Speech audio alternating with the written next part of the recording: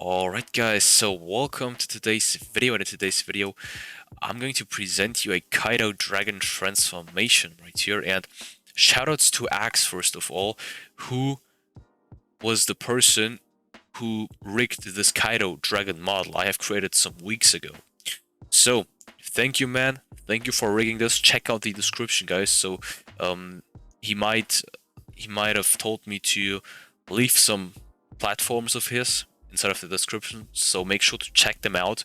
Yeah, thank that guy, because we're now able to start with this Kaidou series right here.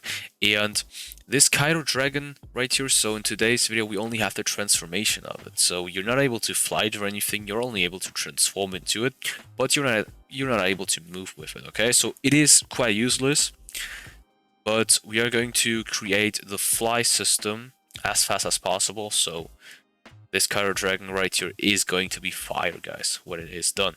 With that being said, enjoy.